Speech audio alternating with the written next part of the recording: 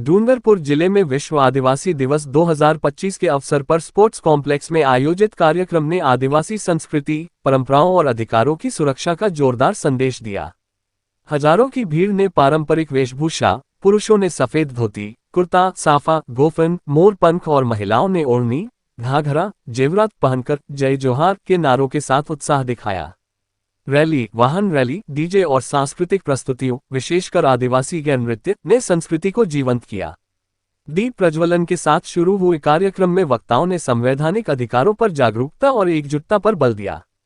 सांसद राजकुमार रोत ने AI technology से परंपराओं के संरक्षण की बात कही और भाजपा कांग्रेस पर आदिवासियों के हितों की उपेक्षा का आरोप लगाया।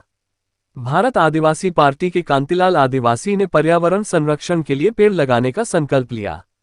यह आयोजन आदिवासी एकता, सांस्कृतिक गौरव और अधिकारों की रक्षा का प्रतीक बना।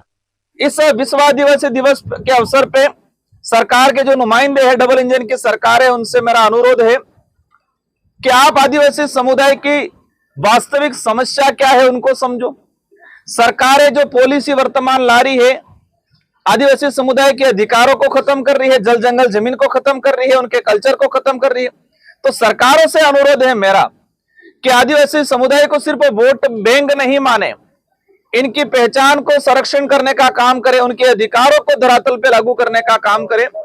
लेकिन आज तक सरकारों ने आदिवासी समुदाय की उपेक्षा की है। लेकिन समुदाय के अंदर और साथ ही आदिवासी समुदाय के नजदीकी रहने वाले अन्य समुदाय के अंदर भी जागरूकता आई है और सभी एकजुट होकर आदिवासी की पहचान, आदिवासियों का अस्तित्व बचाने के लिए लड़ रहे हैं। और यह अस्तित्व बचाना इसलिए जरूरी है कि देश पे, इस धरती पे आदिवासी समुदाय का अस्तित्व रहेगा तो ये प्रकृति रहेगी, और प्रकृति रहेगी तो प्रकृति पे रहने वाला सभी समुदाय रहेगा और समुदाय के साथ प्रत्येक जीव जंतु भी जीवित रहेगा। अगर इस प्रकृति को, इस देश को सुरक्षित व्यवस्थित रखना है तो आदिवासी समुदाय का संरक्षण करना बहुत जरूरी है। लेकिन सरकार इस आधुनिकता की आड़ में आदिवासियों के अस्तित्व को खत्म करने का काम कर रही है।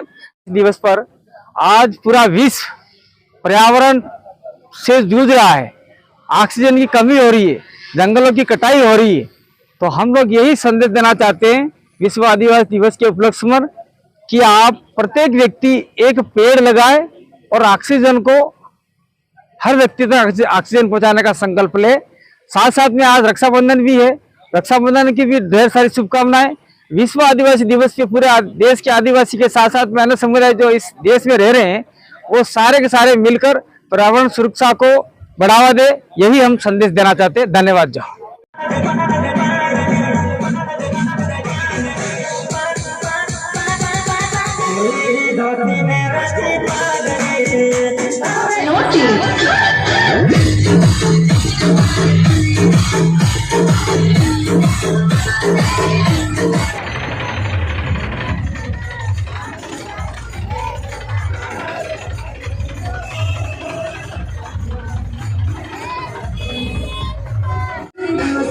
Hare